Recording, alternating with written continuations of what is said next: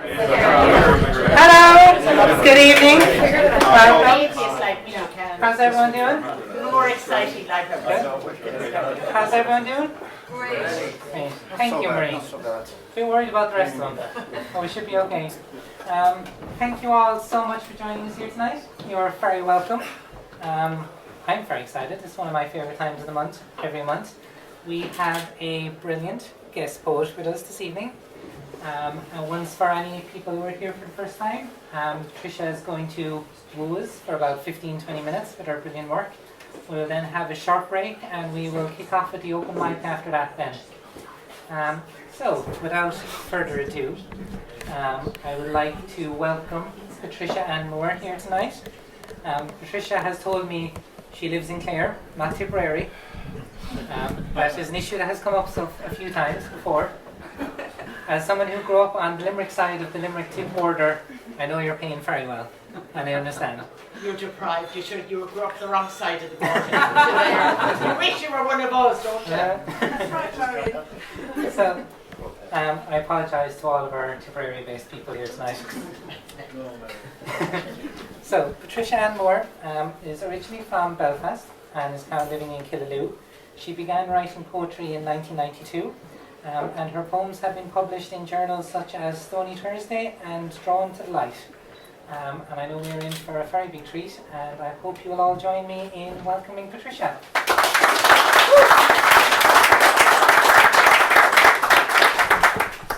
Thanks very much, Lauren, for that great welcome, and thank you and Dora for inviting me to read here this evening. It's a real pleasure to be back in the Whitehouse. I haven't been here for a very long time for any reason at all, not even just to enjoy the ambience and all that. So it's lovely to be here, and it's lovely to find this downstairs room. I never knew it was here. I don't think it was here when I used to frequent the place a bit more regularly. And I'd just like to read some of my poems for you this evening. I have been writing on and off, God help us, for about the last 30 years. I've been living in Clare during that time, and poetry for me was a way of meeting people and a way of being social in the first instance. That was really why I started writing in a writers group.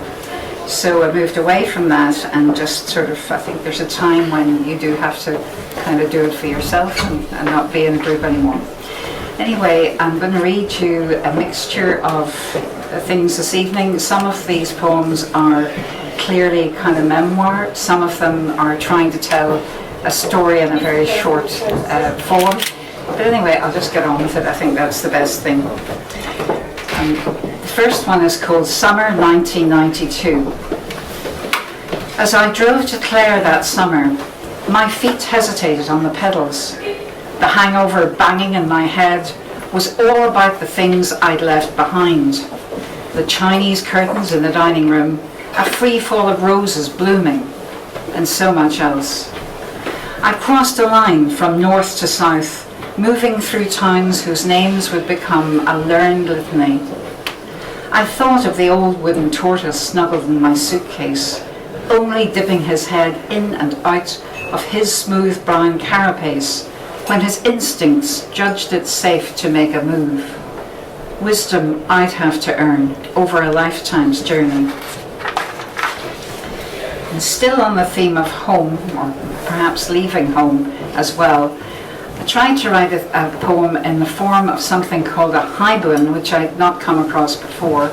And in my understanding, that means that it's a little short prose piece which is then summarized in 3 very short lines of what might be poetry. Anyway, here it is, Haibun, Home and Away. Home was the smell of yeast bread rising on the shelf above the Rayburn Range, the time of the bread strike. Stocking feet hanging from the overhead clothes dryer. Sisters giggling together at the banisters, watching guests arrive for dinner. The phone slightly sinister and smug in its cavity in the back hall, next door to the surgery, smelling of ether. The peppery scent of geraniums in the conservatory, where cousins queued for the polio jab. A refuge from the cold of boarding school on the north coast. A house that persists in dreams, although it has become 6 townhouses. Away was a long road south, only familiar as far as Dublin. then a swerve to the left, and the moonscape of the burn, pocked as moon craters on first sight. Away was a leaving of everyone familiar, a plunging into a culture that was at once known and unknown, a language even that wiped out the hard throttle stops and Ulster Scots, a gentler humour that had forgiveness in it, suspicion and gradual adoption. And then away becomes home, with each tree planted, each bog orchid named, with every new friendship celebrated. The smell of cut grass on a summer's day, the whine of a strimmer out the back, the occasional cuckoo call heard. A long journey, a lifetime of learning, a settling into a house that looks at a lake, a quietness, being at last home. A long journey, take me there, quietness of settling.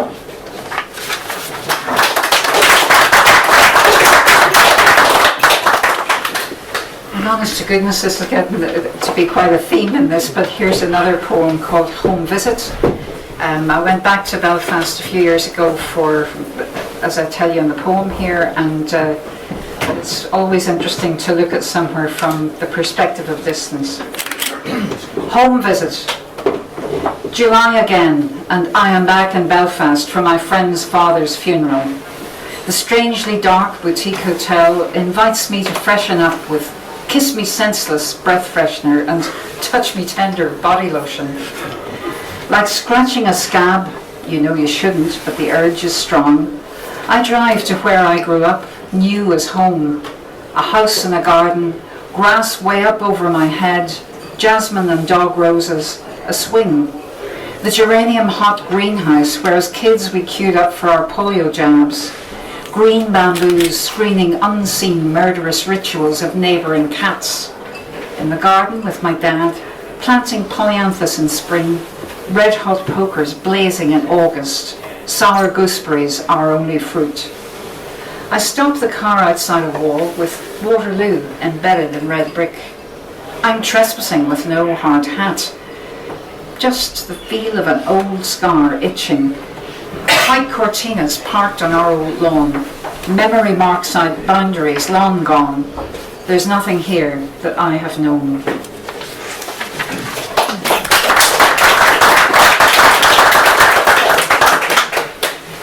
And you know, as we all know, poems just come in their own time, and Lord only knows sometimes where they come from, but this is yet another recollection of childhood and of a particular thing. We used to be, as children, sent to play in the house of an older couple who didn't have their own children, and there were another couple of older people in that house, and we had great fun with them, and this poem is based on memories of that time. Extra careful eating pears. A tooth wrapped up in a tissue under my pillow. The fairies brought a sixpence during the night. Half a crown to Hansel a new coat, a fortune in my pocket. Statues loomed in the upstairs hall on the way to the bathroom, but a nightlight burning diamond blue was a comfort. A dog grate in the drawing room downstairs burned embers where stories and magic happened. Auntie Lily had necklaces of orange coral with beads like teeth. She trimmed her toenails and smoothed her corns after giving her feet a soak in a mustard bath, under the eye of Blessed Martin de Porres, who kept mice out of the kitchen. In the big room opposite the kitchen across the hall, Uncle John mixed soil and compost in a wooden sieve. We climbed up to the garden across the tiled backyard, where a pear tree stretched across a sunny wall, waiting to make fruit. Later, my dad explained that a baby came from a place inside my mummy that was called a womb. The womb, he said, was the shape of a pear when you cut it in half, and the seeds inside were where the baby grew. He didn't say how the seeds got there. So for years afterwards, I was extra careful eating pears.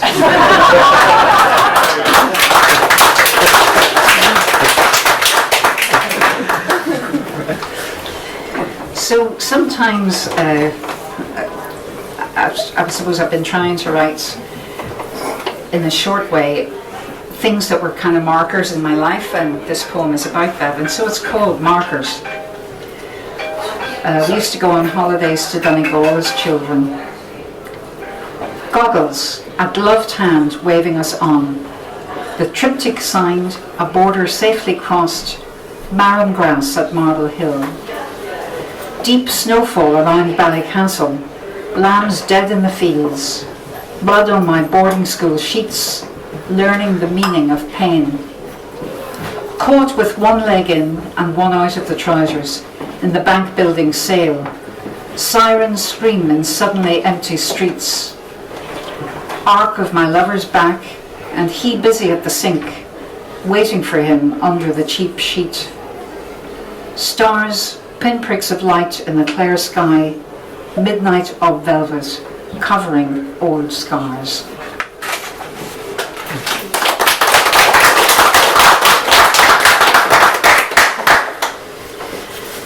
My dad was a bit of a car fan, and he was extremely proud of acquiring a Green Rover when I was a child. But unfortunately the Green Rover had an adventure, and I'm just going to tell you about that.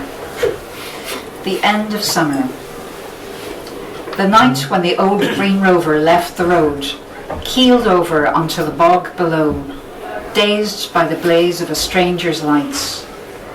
I rolled on top of my two sisters. There was no sound. We were fished out, hands reeled us up and over to warm beds in a strange house, eiderdowns with just a hint of damp. My mother's yellow linen dress cut clean down the back, a long slash from neck to hem, but no blood. My father's forehead bruised from the knob of the gear stick. I hadn't thought of it in years. We never spoke of it again.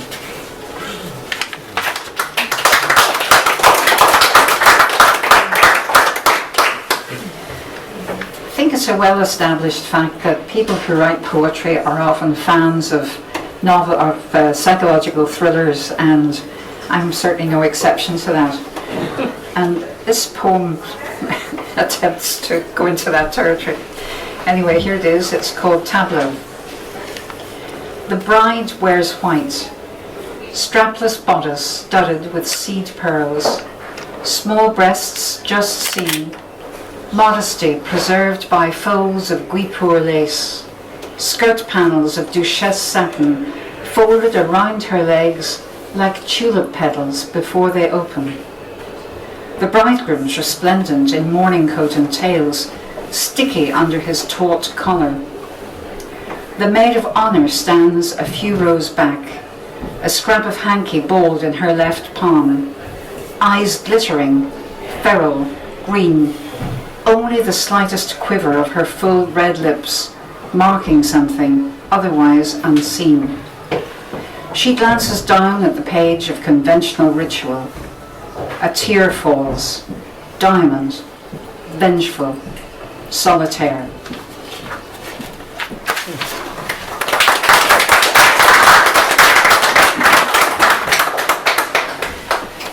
I've only ever had what I might call a nodding acquaintance with the poems of Frank O'Hara.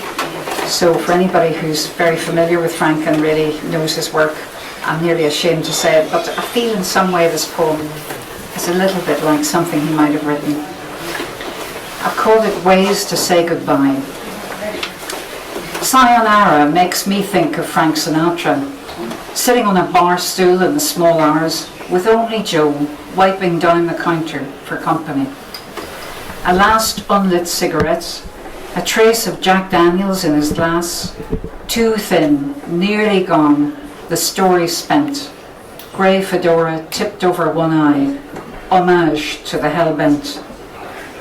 He's thinking about the lonely road home, maybe one last visit to Judy, a slow blow job on offer, or maybe not. He slips off the stool, ready to sign off. Sayonara, he says, kind of a lament. Don't know when we'll meet again.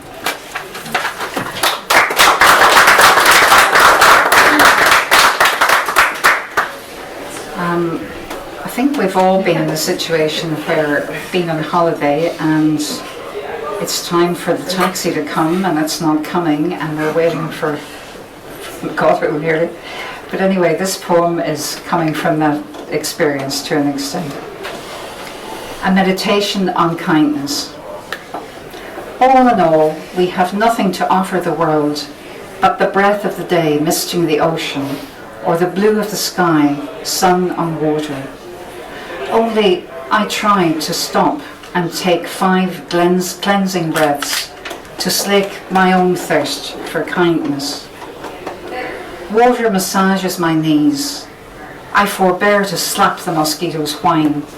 Somewhere around the back, Jose is helping a lizard climb a wall. Time and again the animal tries and falls, but Jose builds him a bridge, lifts him up though the grips on his feet have failed. We wait and wait for the taxi. My palms start to sweat and my heart goes up. Time is short, waiting is long. Bergson flips up. Real time versus experience time. At last I call for Eduardo, who carries our cases out to the hall. His new intern started this morning, but he leaves her. I hear him starting his car. The essence of kindness, his sweetness, an absence of ego, the beginning of love.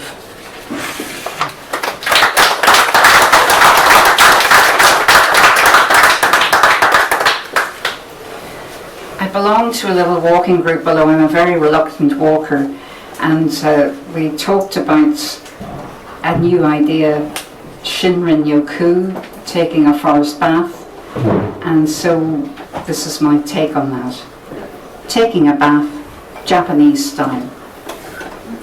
No, I'd never heard of Shinrin Yoku, scoffed as my yoga teacher friend described it, while she lifted her foot up to near her chin. Shinrin in Japanese means forest, Yoku means bath, so go figure.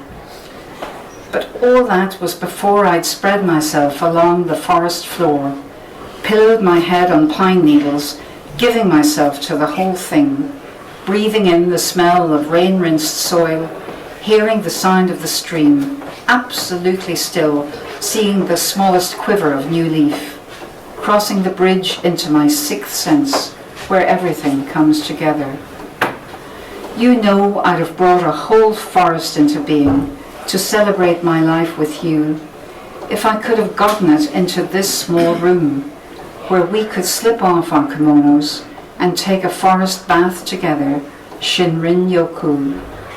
My darling, I could only find for you this bonsai carmona, which produces small white flowers almost all year round.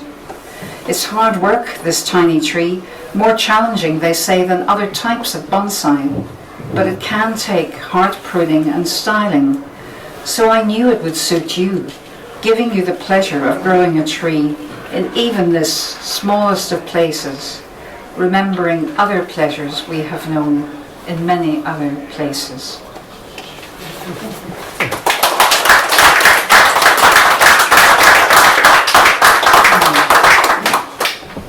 So this is just a story of an observation.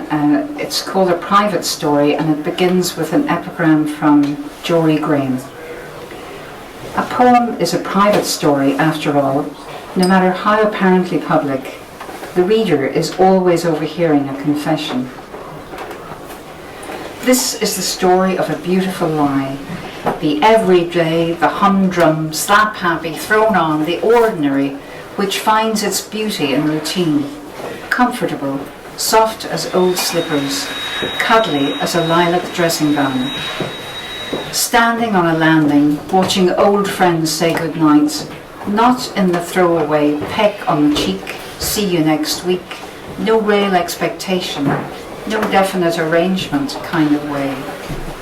It's in the flashes, kingfisher blue, midnight text silt in a dream, the stream of sleep slit, a turning away, a sigh, a murmured name, darling, nobody I know. This is, sorry, One more verse here. This is the story of a beautiful lie, oh so carefully constructed in the 10 silver mirrors of the walk-in wardrobe. In the black box technology, the phone he bought, she doesn't know how to use. At this stage, no truth will out. Too much to lose. And then, again, this is sort of jumping around a bit geographically, but this is a poem called Settling. Back then, the strangeness of silence, water pumping through the builder's finished pipes, its only punctuation. The endless wait for the delivery of white goods, maybe on Thursday. I used to have the TV on in daytime, just for the sound of another voice. I'd been an urban animal up to then, a lover of dinner parties, a faculty wife, a reluctant civil servant. Now I've settled in silence, making time to stop and look, to hear life's metronome, taking time to take the pulse of all that's known and thrill still to all that's not.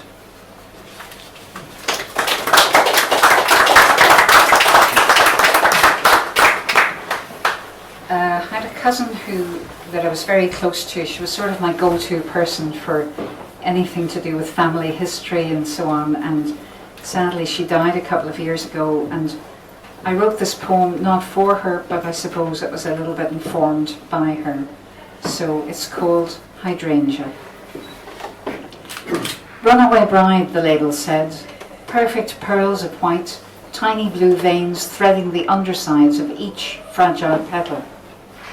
I thought of you, hooked up to an IV, your skin whiter than the pillow, your eyelids veined purple, closed against the throb of light. I took the scissors to the label, but kept the care instructions. You'd have known what to do if you'd been here.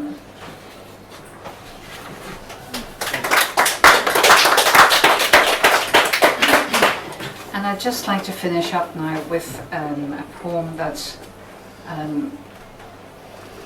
I had another title for, and then when I changed the title, I thought it went better, as you do. This is called Planting. Such a relief to be banished to the garden, even now in winter.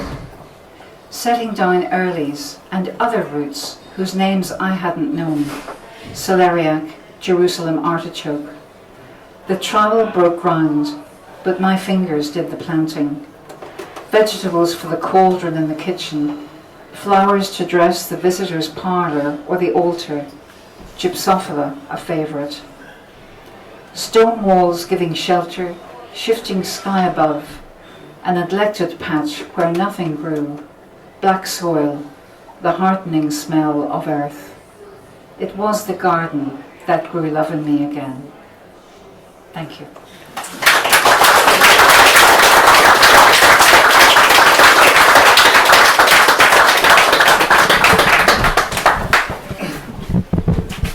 Thank you so much, Patricia. That was really wonderful. That was really lovely. And I think you had a very appreciative audience.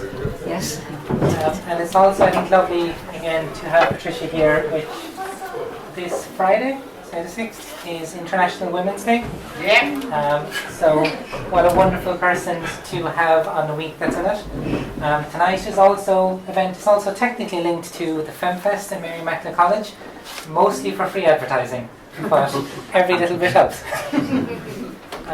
So we are going to take a quick 5-minute break, give you a chance, buy a drink, so Whitehouse will let us keep coming back, always helpful. One other quick announcement someone just asked me to share today. Unapologetic magazine, which is a Limerick-based magazine, is currently looking for submissions on poetry related to the citizens' referendum of 2004. Specific, but if anyone would like to, we'll put some of that information up on social media as well. And it's a really good Limerick-based magazine that would be really nice to be in. Speaking of magazines around the Limerick area, we do have the new edition of Skylight available for purchase right over here with the wonderful Marion holding it up. And we also have some books for sale. Called New Soul by Pamela Miller. So if anyone would like, please go up, have a chat with Marion and give her some money. That'd be great. So yeah, we will see you all in 5 minutes. Maybe one last round of applause for the wonderful Patricia.